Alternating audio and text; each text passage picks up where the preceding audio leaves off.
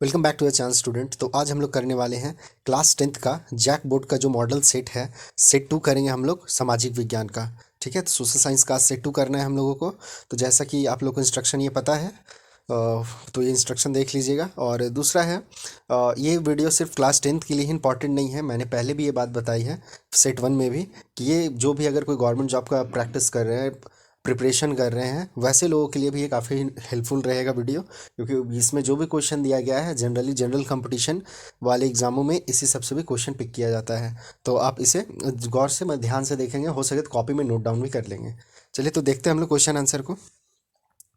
First question है कि 1789 ईस्वी में फ्रांस की क्रांति के समय किसका शासन था। तो देखिए ये आपका हिस्ट्री का है, तो ये फर्स्ट आपका हो जाएगा आंसर ग नंबर लुई 16वां। ठीक है, लुई 16वां का शासन था। फिर है second, the spirit of law नामक पुस्तक का लेखक कौन था। स्पिरिट ऑफ लॉ जो बुक है उसके राइटर जो हैं वो है, ख नंबर ऑप्शन देख लीजिए, मॉन्टेस्क्यू। ठीक है, तो ख नंबर हो जाएगा मॉन्टेस्क्यू। उसके बाद थर्ड नंबर क्वेश्चन है, यह किसका कथन है, जब फ्रांस सीखता है तो बाकी यूरोप को सर्दी जुकाम हो जाता है, मतलब जुकाम हो जाता है। तो ये जो कथन था वो मैटरनिक का था। ठीक है, तो इसको नोट कर लीजिएगा, मैटरनिक का था। उसके बाद आपका फोर्थ नंबर क्वेश्चन है, जर्मनी का एकीकरण कब पूरा हुआ। तो जर्मनी का जो एकीकरण है वो 1871 ईस्वी में पूरा हुआ है। ठीक है, फोर का ग चूज कीजिएगा। फिफ्थ है, फ्रेडरिक सरयू कौन था। तो फ्रेडरिक सरयू जो है वो फ्रांसीसी चित्रकार था। ठीक है, तो ये सब ज़्यादातर जर्मनी का एकीकरण, उसके बाद आपका फ्रांस की क्रांति और कुछ आधुनिक भारत से भी क्वेश्चन लिया गया है। देखिए गांधी जी दक्षिण अफ्रीका कब गए। तो गांधी जी जो दक्षिण अफ्रीका गए थे वो आपका 1893 1893 में गए हैं। ठीक है, तो इसको नोट कर लीजिएगा। उसके बाद 7 नंबर क्वेश्चन है, चौरा चौरी। देखिए ये भी बहुत इंपॉर्टेंट है, चौरा चौरी। चौरा चौरी जो घटना हुआ था, हिंसात्मक घटना कब हुआ था। तो चौरा चौरी जो घटना है वो आपका 5 फरवरी 1922 में हुआ था। ये इस समय का एक आपको बैकग्राउंड में ये बैकग्राउंड बता दे रहा हूँ आपको। जो चौरा चौरी जो हुआ है इंसिडेंट, उस समय गांधी जी का असहयोग आंदोलन चल रहा था। तो ये चौरा चौरी घटना के बाद गांधी जी को अपना सहयोग आंदोलन वापस लेना पड़ गया था। ठीक है, उसके बाद 8 नंबर क्वेश्चन देखते हैं, रॉलेट एक्ट कब पारित हुआ था। तो रॉलेट एक्ट जो है वो 1919 में पारित हुआ था। ठीक है, 19 में। उसके बाद वंदे मातरम गीत किस पुस्तक से लिया गया है। ये जो है हम लोग का वंदे मातरम वो आनंद मठ मठ से लिया गया है। ठीक है, ये भी बहुत इंपॉर्टेंट क्वेश्चन है। उसके बाद 10 नंबर क्वेश्चन, बापू किन्हें कहा जाता है। बापू तो देखिए कॉमन सा क्वेश्चन है, महात्मा गांधी कहा जाता है। उसके बाद आते हैं हम लोग आगे। यहाँ 10 क्वेश्चन जो था ये हिस्ट्री का था। अब आगे 11 नंबर से आपका ज्योग्राफी का क्वेश्चन हो जाएगा। देखिए, समाप्यता के आधार पर संसाधन कितने प्रकार के होते हैं। तो संसाधन जो है वो 2 प्रकार के हो जाएंगे समाप्यता के आधार पे। उसके बाद 12 है, निम्नलिखित में से किस राज्य में सीढ़ीदार खेती की जाती है। तो सीढ़ीदार खेती जहाँ भूस्खलन ज़्यादा आता है उस क्षेत्र या पहाड़ी क्षेत्र में भी किया जाता है। तो देखिए वो हो जाएगा आपका उत्तराखंड। तो 12 का घ नंबर चूज कर लीजिएगा। 13 क्वेश्चन देखिए कि पूर्वी तट के नदी डेल्टाओं पर किस प्रकार की मृदा पाई जाती है। तो वहाँ पे आपका जलोढ़ मृदा पाई जाती है।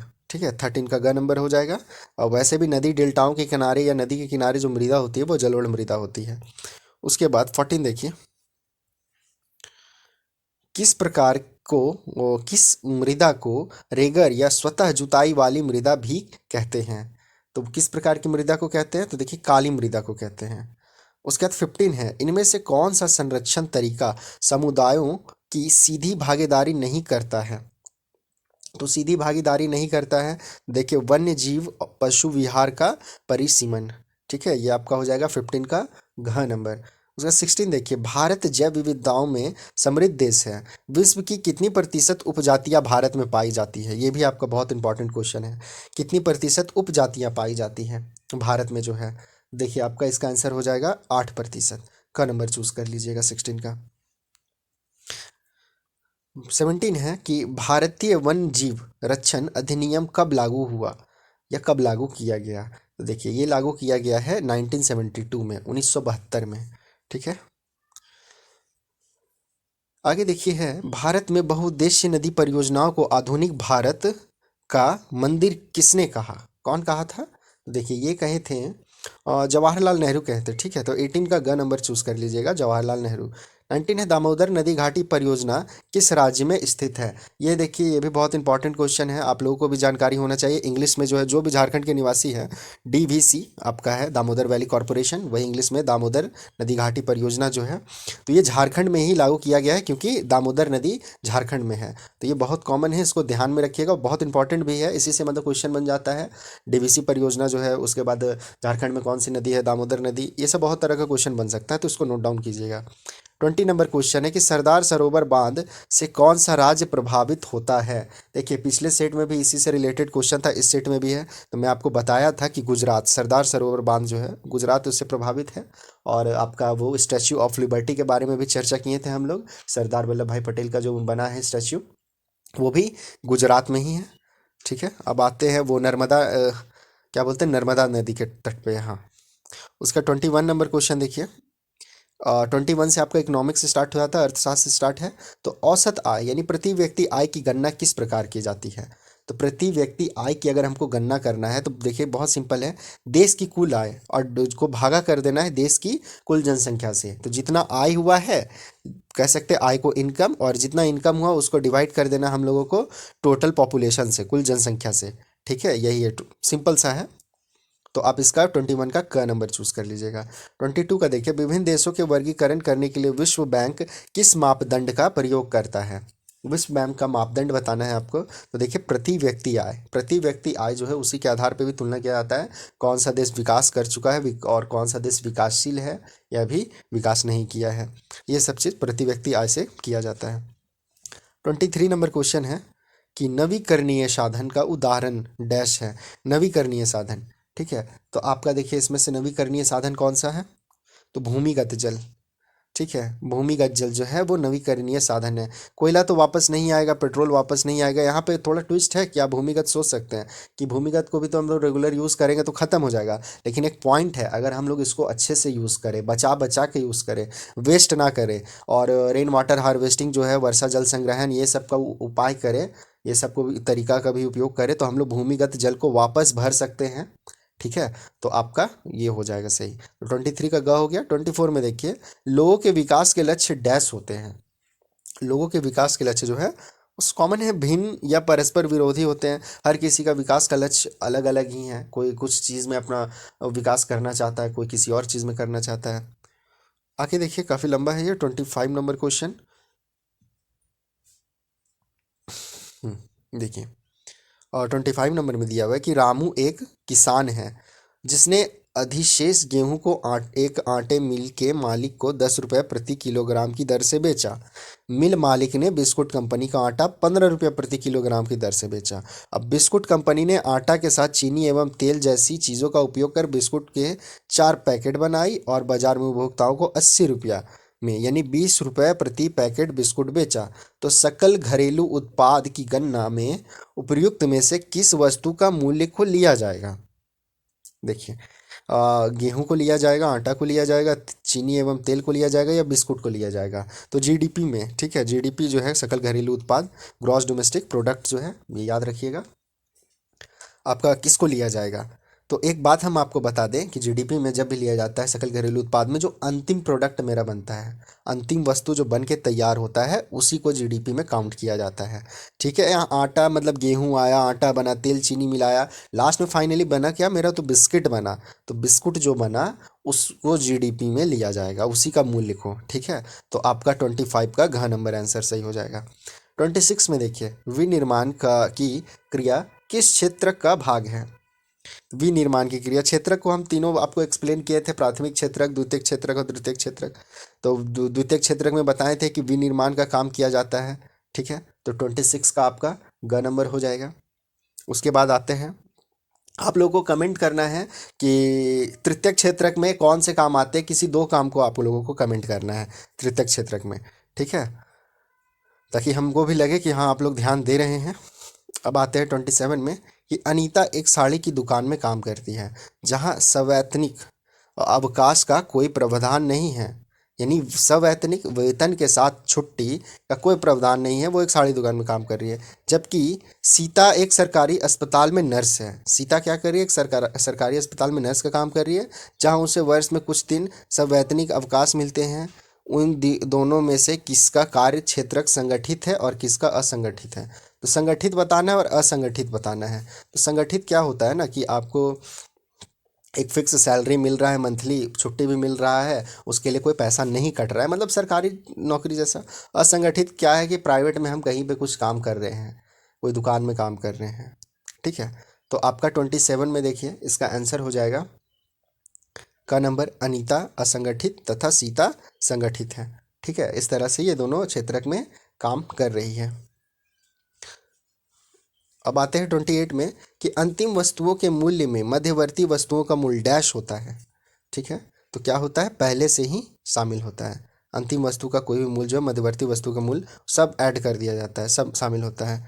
अब आते हैं आगे 29 नंबर, राष्ट्रीय ग्रामीण रोजगार गारंटी अधिनियम कब अस्तित्व में आया था, यानी कब पारित किया गया था। ये भी आपका बहुत इंपॉर्टेंट क्वेश्चन है, बहुत सारे कंपटीशन एग्जाम में इससे क्वेश्चन पूछा जाता है कि नरेगा कब अधिनियमित हुआ था, अस्तित्व में आया था। ठीक है, तो 29 का जो आपका आंसर हो जाएगा वो 2005। 2005 में नरेगा को मतलब नरेगा वाला बना था। और उसके बाद आते हैं 30 नंबर क्वेश्चन कि भंडारण को किस क्षेत्रक में शामिल किया जाता है। भंडारण भंडारण जो है वो तृतीय क्षेत्रक में आएगा। ठीक है, अब आ जाते हैं 30 तक हो गया। 31 के बाद आपका इकोनॉमिक्स खत्म होकर के आपका पॉलिटिकल साइंस यानी कि राजनीतिक विज्ञान जो है शुरुआत होता है। देखिए, संघीय शासन व्यवस्था में जूम कर लेते हैं ज़रा। हाँ, संघीय शासन व्यवस्था में के संबंध में निम्न में से कौन असत्य है। ठीक है, जो असत्य है वही आपको बताना है। ऑप्शन है देश की एकता की सुरक्षा करना और उसे बढ़ावा देना। ठीक है, सेकेंड है क्षेत्रीय विविधताओं का सम्मान करना। उसके बाद विभिन्न स्तर की सरकारों के बीच सत्ता का बंटवारा। और घ नंबर है अदालतों को संविधान और विभिन्न स्तर की सरकारों को अधिकार की व्याख्या का अधिकार ना होना। ठीक है, इतना है तो आपका देखिए इसमें घ नंबर ही आंसर हो जाएगा, क्योंकि अधिकार तो रहता है। आते 32 में कि बेल्जियम में फ्रेंच भाषा बोलने वाले का प्रतिशत कितना है। बेल्जियम एक देश है जहाँ पे फ्रेंच भाषा बोलते हैं, उसका प्रतिशत आपको बताना है। वहाँ कुल जो है 40% लोग फ्रेंच भाषा बोलते हैं, यानी फ्रांस का भाषा बोलते हैं। उसके बाद 33 देख ले कि श्रीलंका में तमिल को कब राजभाषा घोषित किया गया था। ठीक है, तो श्रीलंका में तमिल भाषा बोला जाता है, उसको राजभाषा जो है 1956 यानी 1956 में घोषित किया गया था। अब आते संविधान में कुल कितनी भाषाओं को अनुसूचित भाषाओं का दर्जा दिया गया है। कितनी भाषाओं को संविधान में, ये देखिए ये भी बहुत इंपॉर्टेंट क्वेश्चन है। तो देखिए टोटल 22 भाषा है। ठीक है, संविधान जो है उसमें 22 भाषा है। उसके बाद आते आगे 34 के बाद सुमेलित नहीं है, निम्न में से कौन सुमेलित नहीं है बताना है।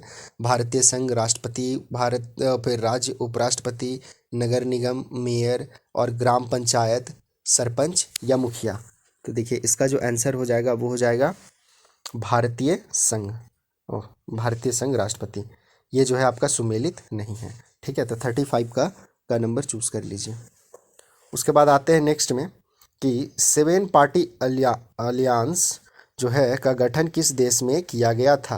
तो देखिए ये आपका नेपाल में किया गया था, तो नेपाल नोट कर लेंगे। उसके बाद आते हैं आगे 37 में देखिएगा,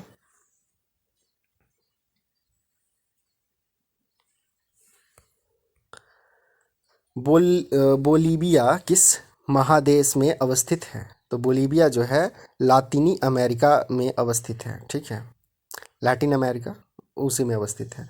फिर है 38, बोलीविया में जल युद्ध नामक आंदोलन का नेतृत्व किसने किया था। तो देखिए इसके जो नेतृत्व करता थे वो है आपके ये फेडेकोर। ठीक है, तो फेडेकोर नोट कर लीजिएगा। अब आते 39 नंबर क्वेश्चन है कि इनमें से कौन सा कथन असत्य है। तो यहाँ पे आपका सारा कथन दिया हुआ है। ये देखिए इसमें दबाव समूह और राजनीतिक दल समान प्रकृति के हैं, ये कथन असत्य है। तो 39 का घ नंबर चूज कर लीजिएगा। उसके बाद 40 नंबर क्वेश्चन है कि नेपाल में SPA जो 7 पार्टी अलियंस है ने किसे अंतरिम सरकार का प्रधानमंत्री चुना था। तो देखिए ये इसका आंसर हो जाएगा का नंबर गिरजा प्रसाद कोइराला। ठीक है, गिरजा प्रसाद कोइराला। तो आज आपका 10th का जो है सेट 2 SST का सेट 2 कंप्लीट हो गया है। सेट 1 जो भी नहीं देखे हैं मैं डिस्क्रिप्शन में लिंक दे दूंगा, साथ ही आपको अभी यहाँ लास्ट पे यहाँ पे शो कर देगा, इस जगह पे आप वहाँ से भी देख सकते हैं। ठीक है, नहीं तो आई बटन पे भी मिल जाएगा। तो अगर आप लोग को वीडियो अच्छा लगा हो तो लाइक ज़रूर करेंगे, और जो मैंने बताया कि कमेंट करना है, आप कमेंट भी करेंगे। और वीडियो को ज़्यादा से ज़्यादा शेयर करें अपने फ्रेंड लोगों के पास, ताकि उन लोगों को भी हेल्पफुल लगे, तो उन लोगों को हेल्प मिल जाए थोड़ा वीडियो से। तो फिर हम लोग मिलते हैं नेक्स्ट वीडियो में। तब तक के लिए बाय, टेक केयर।